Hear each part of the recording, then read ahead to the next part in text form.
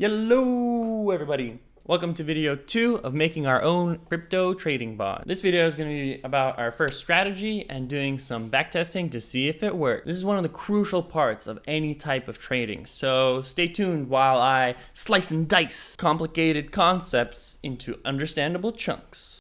So you might have noticed a slight upgrade, which now makes everything sound real good. So anyway, the point of having a strategy when you're trading is to know when you want to buy or sell. This is usually called a signal. In a well-designed model, you probably have a number of signals from multiple strategies. These signals don't always match up.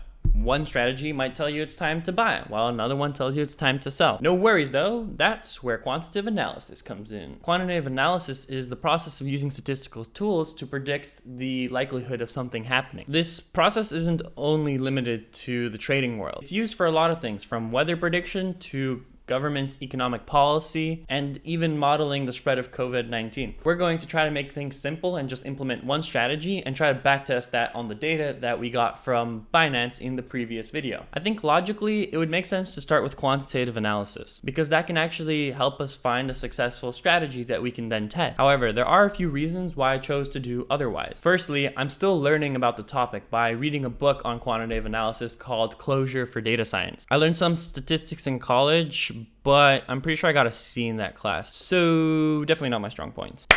Scene change. Been doing a lot more clapping since I got this microphone to sync up with the audio. Secondly, I think lots of people, myself included, have this honeymoon period at the beginning when they come up with a new idea where it feels like nothing can stop you. I am unstoppable. But then you start getting bogged down in the implementation and all the details and start to realize how much there is to do. I can't do it. Well, depending on the project, I found that the best way for me to get around this is to set goals that have real results. In this case, having one strategy and being able to backtest it gives you the really real results of seeing if that strategy is successful. At the end, you either have more money than you started with or you don't. To me, that's a crazy cool result and something that genuinely gets me excited and likely to continue with the project. So I chose to do that first. Without further ado, wowzers! Now be warned, because I'm going to dive into the technical side a little bit because I think it's interesting. And you should too. But if you don't, just skip. So most of the work so far is being done here in these functions. A function is just a piece of code that's defined in one place and then can be put anywhere to tell the computer, put that code here. An example would be like calculating the area of a square in math. This is the function name and these are its parameters, which are values you can provide the function with when you call it. So this is the first strategy, which is one of the most basic in trading, when the exponential moving average is taken across different time periods cross. When a moving average taken over a short period of time goes from being lower to higher than a moving average taken over a longer period of time, this is considered bullish, meaning the price is likely to continue rising. When the shorter moving average goes from being above to below a longer moving average, this is considered bearish, and the price will continue falling. Anyway, back to the code.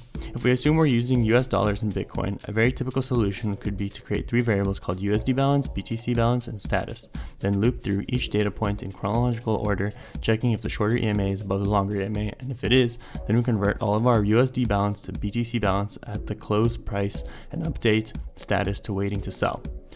Then we continue looping through the data until we get to the point where the shorter EMA falls below the longer EMA, in which case we convert all of our BTC balance back to USD balance at the close price and set the status to waiting to buy. And this basically continues through the whole data set until the end. This isn't really how things are done in Clojure though, because it's harder to reassign values to variables compared to most languages, but instead it's easier to do data transformations. So we start off with our big data set, and that has all the candlestick data going back to the start of Binance. This goes through a function which adds a signal to each data point, which is either buy or sell, depending on the values of the shorter and longer EMAs. This then goes through another function which removes all consecutive data points with the same signal value after the first one, which then gets reduced to one final value containing the BTC and USD balances. And now, the best part.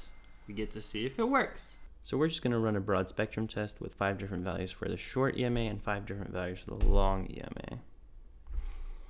Oh, okay, seems to be going. What's this? What? Oh. Huh. Weird. It's not supposed to do that.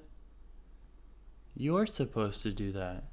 Anyway, to discuss the actual results, for the periods of 5 to 10 for the shorter EMA and 45 to 50 for the longer EMA, the bot ended up losing money. That's also not taking into account the trading fees and other problems that would arise from real-time trading, like the price changing. But honestly, that was expected from the first attempt and from such a simple strategy. It's cool that we just get a real result. I'll discuss the results more in a post that I'm writing on my website, which I'll link in the description below. But this is exciting stuff, guys. We have a way to go forward now with this. Anyway, guys, that's gonna be it for this video. If you enjoyed it, please give it a like, subscribe, and leave a comment.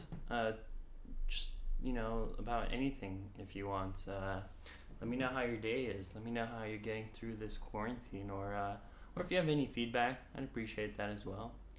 But yeah, that's it for this week. Next video, I'm gonna probably go even more in depth into the quantitative analysis side, because it's just such a big topic and it's so vital to this project. So I really want to do a good job of covering all the details, and plus it needs some additional work to what I've done. But for now, peace.